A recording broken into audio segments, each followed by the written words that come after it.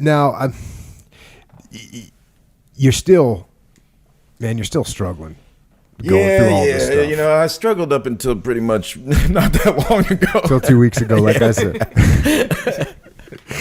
You wrote here, before I get into this next chapter, I'm telling you that I had to lose a lot of stuff from this era because I have kids now and I don't want them to know exactly how insane things got or to think I'm a worse piece of shit than they already will or do. But again, this is proof that you can plummet to the bottom of the worst depths of hell and still come back and try to become a better person. There was enough filth, drugs, orgies, violence, and crime during this period to write a book about nothing else. As insane as it was and as much fun as I thought I was having, deep down I was looking for a way out. I think that's why I took everything to such an extreme. I don't think I cared if I lived. There were times I don't think I wanted to. I'm not proud looking back on it now. If anything, I'm surprised I survived. Heavy. It's fucked up here and you read that shit, bro. Like, it makes me go, ooh. But yeah, man, it's true, you know. You know, I've seen some of my friends that they start to, I think, get the same outlook.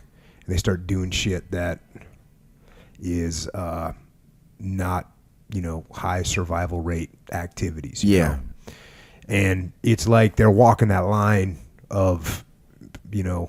Well, it's kind of like you want to die, but you're not going to take the pussy route and kill yourself. So you're just going to do everything you can to kill yourself without actually putting a rope around your neck. So instead of putting a rope around your neck, you put a rope around your arm and stick a fucking needle in it, or, you know, smoke dust until the world is just a fucking illusion, you know. I'm going to read this right here because this is, you know, here you go, back to the book. At one point, I was broke as shit. This is after you have 3 albums, signed by a major record contract, toured all over the world, played with Motorhead on tour. Here we go, back to the book. At one point, I was broke as shit, and I got busted shoplifting food at a supermarket. I didn't have any ID, so the kids I was with ran back to the house and came back with 3 of my CD covers as ID. I was sitting in this holding area in the back of the store, and the store cops were looking at me all confused. They were like, "This is your ID?" I was holding up pictures from the Age of Coral, Best Wishes, and Alpha Omega, and I was like, "See, look at the picture and look at my tattoos. This is me." They were like, "You're kidding, right? This is all the ID you got?" Yeah. Yeah, I didn't even have I had no ID. I had nothing, dude. You know what else I just realized that I completely breezed over? Is like I'm saying that you had this record, and you had this record, you're also a sick bassist. I mean, like an unbelievable bassist, you know? Like so you had this incredible musical talent. You played drums too, but I mean, your bass playing is I'm actually savage. a better drummer, but that's... Well, my own that's personal good. Opinion. I mean, but your bass playing is sick. Thank so you had all this talent, yeah, and you had records, and you had fans, and you had all this shit, and you're still down in the dirt, shoplifting to eat, fucking smoking ice. Damn, dude. Hey, man, you know, it could have been worse, man. I mean, look at fucking people like Jocko Podcast. I mean, that motherfucker was like the most best bassist ever. Yeah, like the. And Jimi Hendrix, you know, he was the Jimi Hendrix of bass, and look at Jimmy and him. And it's like, you know, you can have all that talent. And if you're suffering on the inside, man, you know, I mean, fucking Jocko, there's another tragedy. Motherfucker got beat to death by a bouncer, you know, who didn't know who he was. This is not this Jocko. This is Jocko the bassist. Jocko Podcast. He actually tried to get up on stage at a Santana show because he was friends with Santana, and he tried to get up on the stage, and he was so fucking messy at the time that nobody could recognize him, and the bouncers threw him out, and he kept being belligerent, and they beat him to death. You know, so it's like you can have all the talent in the world, but you know, it's sad because really the people who have that gift usually are people who are really emotionally. Well, that's why they have that gift, because they're so fucking emotional.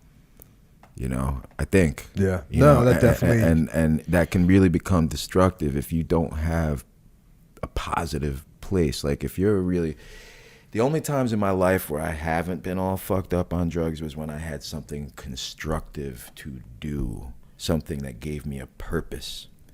And when you have that creative, emotional,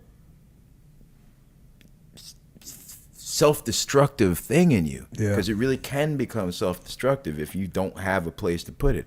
I mean, shit, man, if you wouldn't have fucking gone into the military, God knows what the fuck you would have done with that intensity. No, the military, I've talked about this before. I mean, it's like it's a beautiful thing. It's a beautiful thing for me.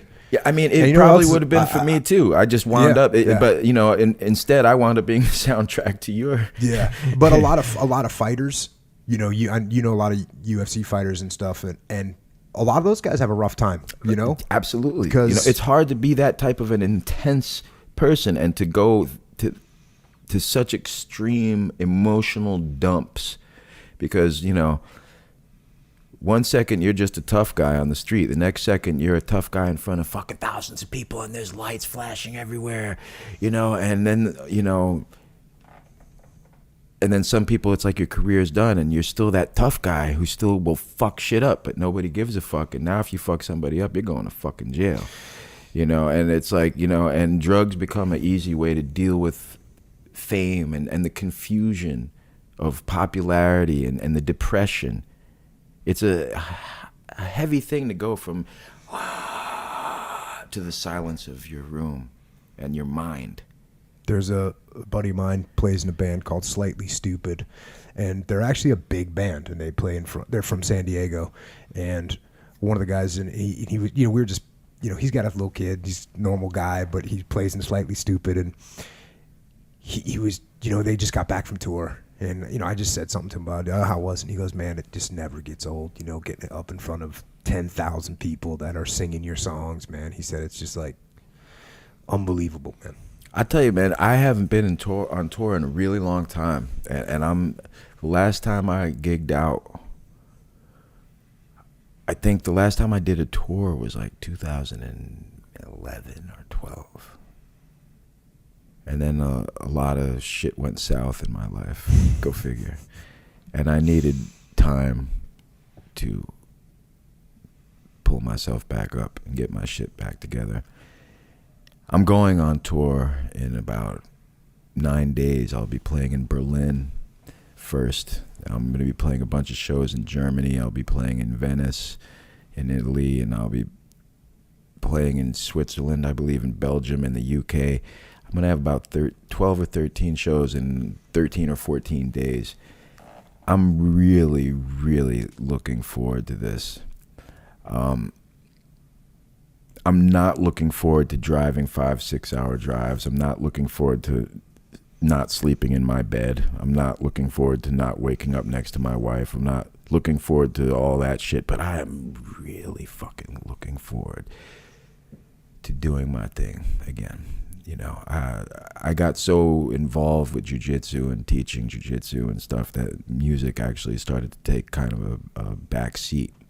Especially when I had my kids and I really couldn't tour and stuff anymore. It was a choice I made. I mean, I could have done whatever the fuck I wanted, but I chose to be there for my kids.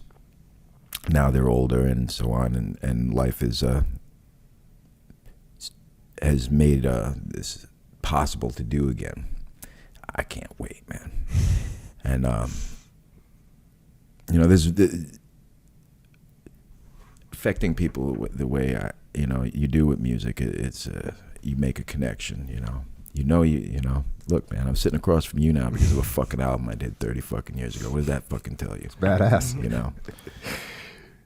It's good. You're going back to the book here. You're at that point. This is the same time period where you're getting arrested for shoplifting, and here we go. I was in a state of depression, and the drugs helped me stay in it.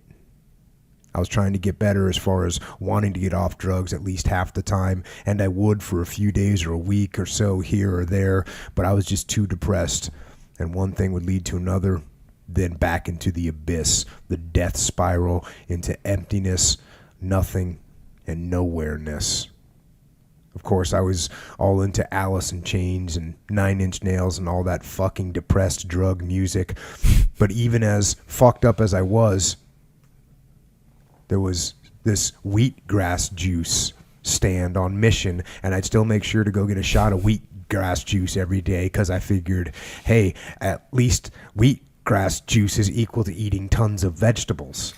Well, I was trying to sort of stay healthy. Like, I was like, okay, I know I'm not eating regularly and I'm not eating very well, so let me at least try to, you know. And this is another thing. Like, again, I think this shows your state. So I go to music stores.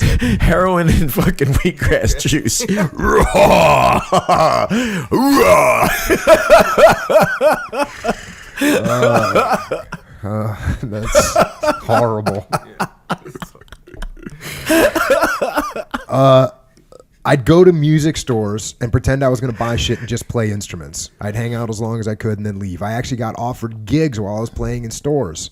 I got offered gigs for doing sessions for different producers, but I'd be all fucked up and miss the session because I wouldn't know what day it was and then realize a day or two later I'd lose their business card or whatever. So you just can't get your shit. Yeah, I was really just, I was pretty fucking, it was embarrassing. And that was, by the way, that was taking place out on the West Coast. Yeah, that was in San Francisco.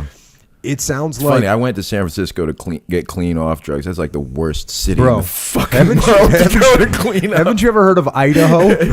Or where? Yeah, you need to check out Idaho or... Montana. Yeah, Montana. Fuck that.